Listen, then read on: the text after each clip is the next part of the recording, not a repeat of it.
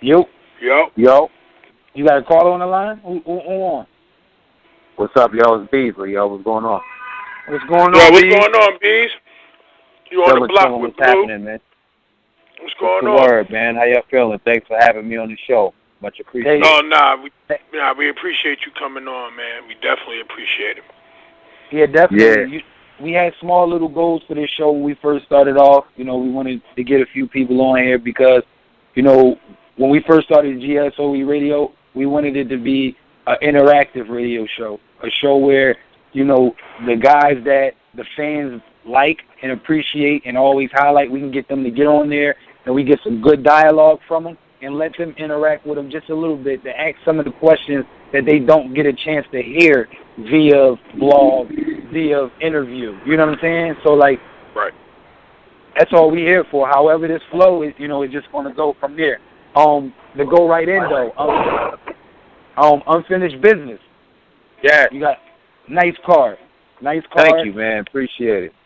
We just wanted to, you know, some people were asking, you know, we got an overwhelming response from the NWX versus Gun Titles battle, and some people, you know, thought more or less like, oh, we've seen enough of it. You know, then there were a few people that's like, there's some unanswered questions there, like, you know, if it really got finished, you know, what would have happened, you know what I'm saying? And some people want to see, like, you know, without the shock value of seeing them for the first time, you know, will they be able to come back and do that again? So, you know, it's definitely unfinished business. They need to just go ahead and see who has what it takes and get it going. But it's just an interesting dynamic. You know, they've all battled each other separately. You know what I'm saying? Even the guys on the same team. You know what I mean? Have all had battles against each other at one time or another. So it's just interesting to see them click up for this type of dynamic. But it's also an interesting dynamic for fans to go back and watch and see who won the battles individually and maybe add up a total for that too. You know what I'm saying? Like out of all the singular participants, who won the most battles facing each other? And you know what I mean? Some people may say DNA lost to K-Rock, and then some people may say, well, DNA beat Surf, and K-Shine beat DNA. But you know what I'm saying? Did K-Shine beat K-Rock, or was it close? What happened with K-Shine and Surf? Or, you know what I mean? So there's so many different ways to look at it, but I like it. We got some other hot matchups on the card too. We had Norbs on the show, and we just, you know, we had to give him the props. You know what I'm saying? Because, you know, like I said, we are very big advocates for the culture, and we give props when props is due. This 2016 year, y'all are not fucking around. Oh, no, we're just getting started, man. Like, in the next couple of days, you're going to see a real attack coming of a lot of things that are transpiring, you know. And, you know, our main emphasis and focus is to really open up the doors and try to bring in more talent and try to break the fans out of a mindset. You know, a lot of them on a mindset, and some of it is due to us. But, you know, battle rap is expanding faster than the growth of the talent pool, you know. Because initially when we first began, it wasn't that many leagues. So now you have leagues every week. You know, you have different guys going to different places. It's just doing all types of a one-rounder or a two-rounder and 30 seconds in the first round and 90s, like, you know.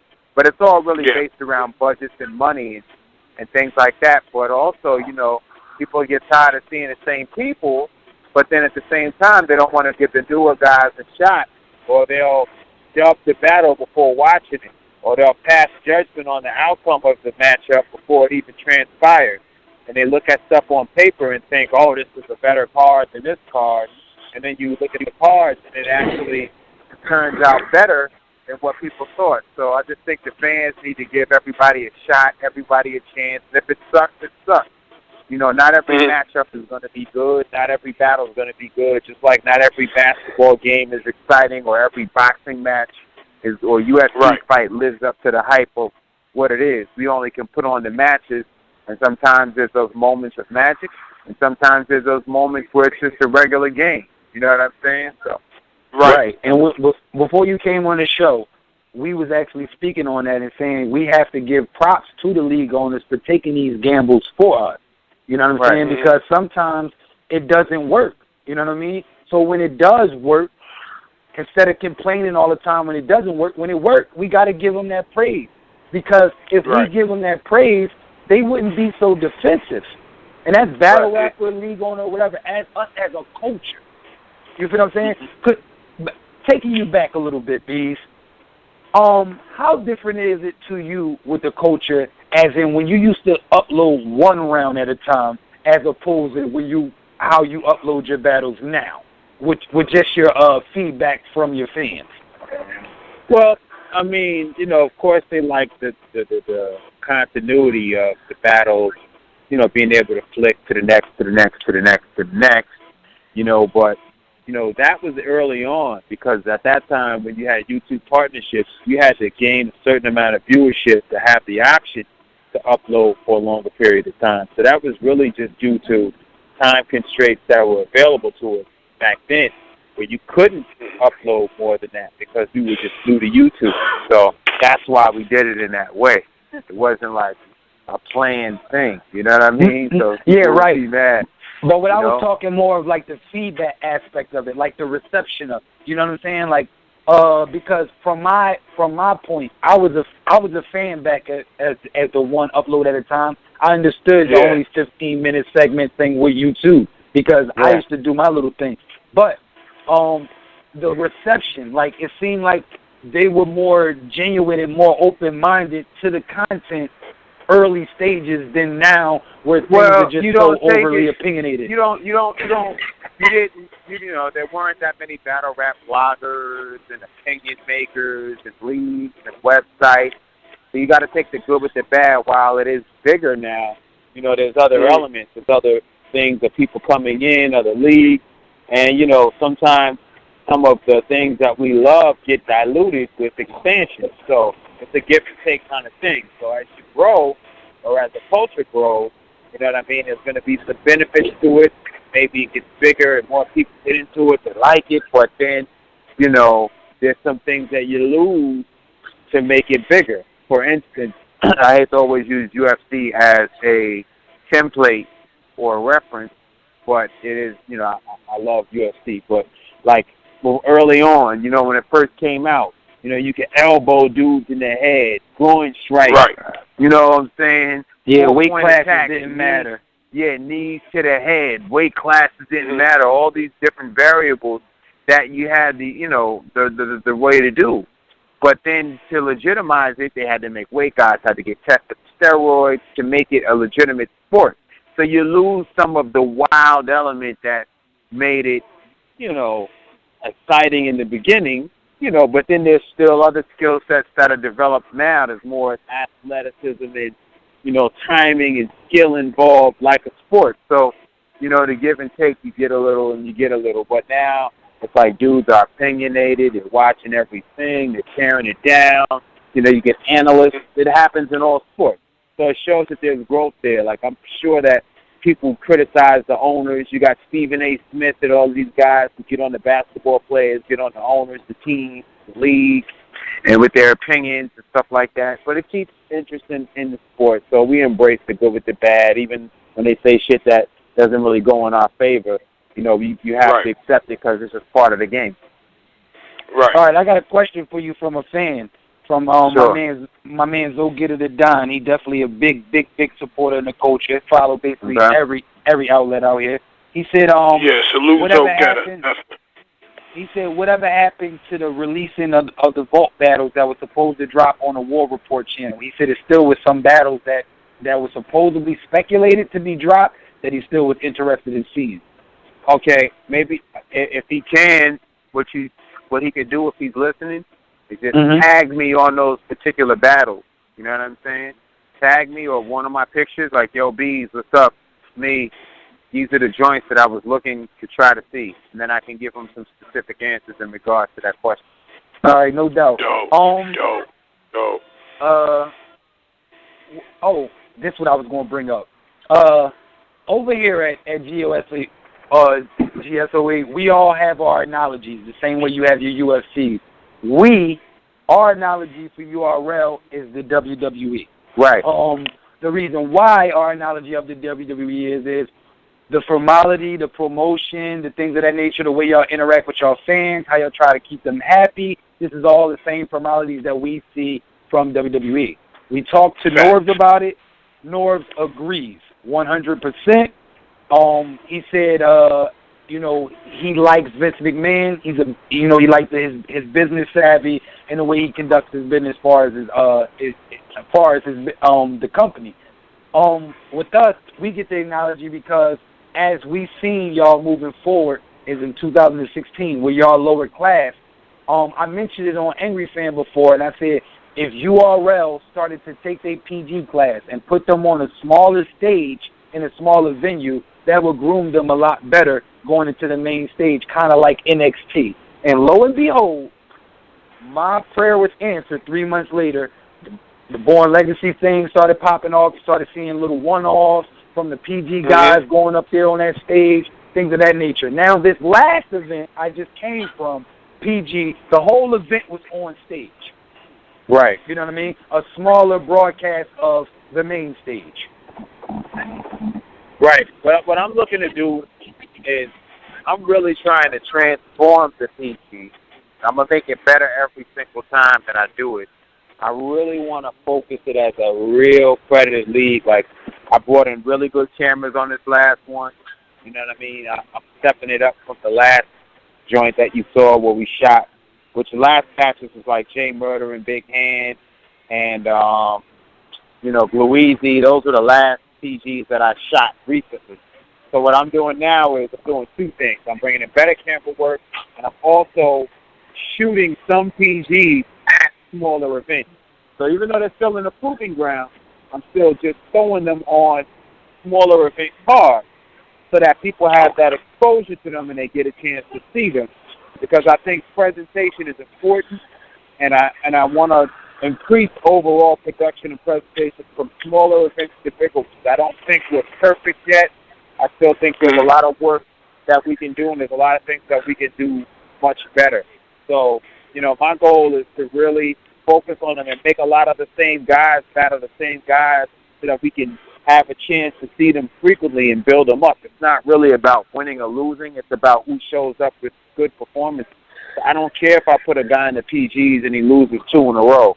I'm not going to get rid of him if I like him because I want him to have a chance to really grind and get through and hit that plateau. But I would rather him do his growth here, and then that way we can roll out to bigger shows with the newer artists and the guys from the PGs, because I think that people lose sight of what PGs are. It's not an amateur league. It's like you have guys who are coming in that have experience already, but maybe their profiles aren't strong enough for the bigger stage. So we try to bring them here as a rite of passage to bring them to the next level. And I think we've been successful in promoting a number of guys that are living within the culture right now. I think you're absolutely right. I think the top tier guys got scared of a lot of the avenue opening and the fan eyes opening to more people within them. They dissed the PGs and talked down on the PGs, so it became like a stigma almost. Yeah, and I'm not. But what I'm saying is, like, I try not to break my system. You know what I'm saying? So I want everybody that comes to URL to do at least one PG or hit the PG stage, because what it does is it's a different pressure. I've seen guys who have names under their belt come to the proving grounds in a small record store and fold. You know what I'm saying? So people are like, fans will be online like, he shouldn't have to battle in the proving grounds because he went against this one and he battled that one and he was on this league and he did that and he shouldn't have to go there. It's not fair. And then once he comes to the stage, they about to get it in. I'm on the street, y'all. Oh shit. Somebody about to go. Exclusive. Nah, it's over. Dude drove off. So and then they come to the stage and then they fold. You know what I'm saying? Like, it's a different environment. And I know a lot of people who watch it online, it's nothing different than like the other audience. URL set up, like the stage, or come to the bigger events or even the mid-sized events, that audience, they're not playing. It's not a game. They're not here to be nice. They're waiting on you to mess up. Like, they expect excellence. So that's a certain type of pressure that you're not going to experience or face any place else in the world. I don't care what league you think you've been on. It's not you. It's not the URL room. You don't have Drake and Kevin Durant and all these dudes on stage, people you admire, your favorite MCs, producers, all these people, industry folk, and coming in there, and people you don't even know are in the building, basketball players and shit, watching you possibly lose or fold or choke. You know, you come in and you look across the thing and you see Method Man and Red Man in the front row rubbing their hands together. Joe, what? You like, oh, shit, I got to get busy tonight. You know what I'm saying? Shit just got real. Yeah, no. So it's a different pressure. That's it makes perfect. No, that makes a great. You made a great. Why would I, if I even have a teeny bit, I like this nigga. Why would I throw him to the wolves? And that's just the simplest way to put it for those who don't understand too many terms. You understand the streets, my niggas. So if you had a homie that you like as a battle rapper, would you throw him to the wolves? That's the question for y'all. Nah, you need to let, because sometimes you can kill people's potential, because it's not like, what people have to understand, right? A lot of these guys on the internet, he doesn't have any bars. It's just bars. You know, Brian, shut up. Shut up. This is not all ball. It's not all one skill. Because you have a jump shot doesn't make you an overall good NBA player. You know what I mean? That just makes you a person with a good jump shot. There's a bunch of variables that make you valuable to your team or to yourself or just as an individual. And just because you have one good attribute that you do very well doesn't override the overall thing. I've seen guys come in a room with their best lyrics ever, but because someone stood in front of them and just is like, I'm realer than you, and it's believable when they're saying some simple shit, it doesn't matter. You know what I'm saying? It doesn't necessarily matter in every case. So it's a battle is a field. It's a battle. There's ways you can win. Someone could be more lyrical than me, but I can make you look stupid by the way I'm talking to you. Can win the battle. Right. You know what I mean? It's who do you feel like won? You know, and a lot of times, you know, when you're judging stuff from an internet perspective, you can't see that or feel it. There's nothing like being there. It's a different vibe in the room when you hear someone's voice, you know, come off the walls, and when there's little awkward moments of silence when everyone's listening to see what the punchline is going to be, but you know there's hundreds of people standing around, and then you hear them explode, or sometimes they don't get the punchline right away, and there's like little rumblings, like you can hear the people thinking and digesting what the MC said, so they're like, and it like spreads through the room. That's crazy. Like sometimes punchlines don't hit in big rooms right away. So you'll hear somebody, you'll hear them, and like they'll let the punchline sink in, and it'll be like 2 or 3 seconds of silence after the guy speaks, and then you'll hear someone in the back go, oh shit, and then everybody else will start getting it, like going through their minds. They'll be like, oh shit, and then they go crazy. So there's like you never can tell. So it's like, there's no one way to really judge a battle. It's really about what you like. You know what I mean? But I'm glad at what we do. I enjoy what we do. I don't think anybody else does what we do. And I think we're in a lane by ourselves. You know what I mean? At this present time, I think, you know, that's one question that everybody will be synonymous with the answer, that URL is up there. Y'all put your time in. URL's the NBA, man. Y'all put your time in. And I tell dudes all the time, like, too, it's like, there's no insult to other people. I just feel that we do what we do. I don't feel that URL has competition.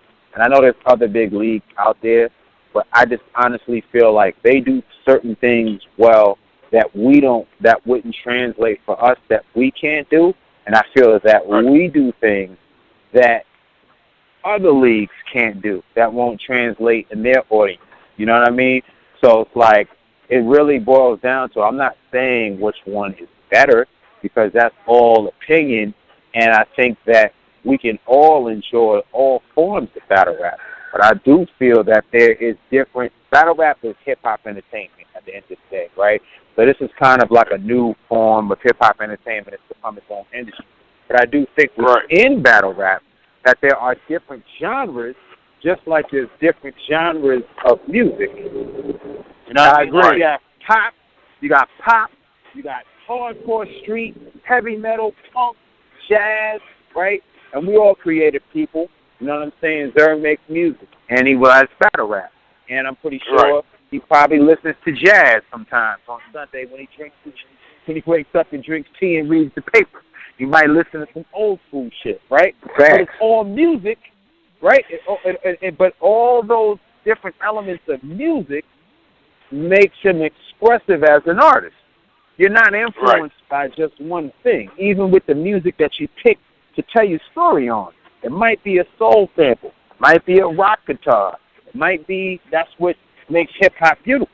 You can take all elements from different things, combine them together, and then put your thoughts or your feelings across on that one particular sound to give your expression of yourself and your particular story or style, right? And then you have other people who kind of feel the same way, who gravitate towards your story and style, and they want to hear that story or style presented in that particular way.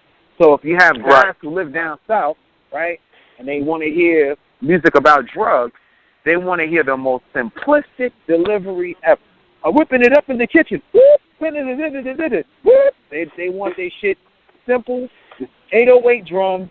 That's the presentation. Where somebody from up east is going to deliver the same message, but it's going to be slipper. It's going to be slipper coming down the turnpike, dash boxes,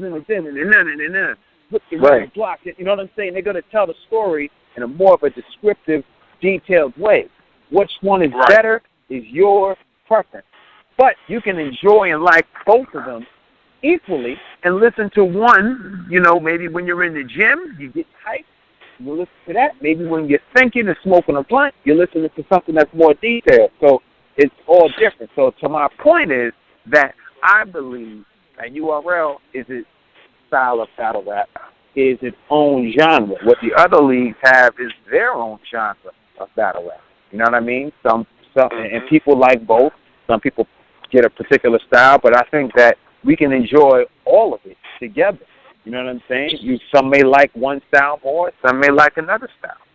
You know what I'm saying? So it all really boils down to preference. But I believe it's in its own genre.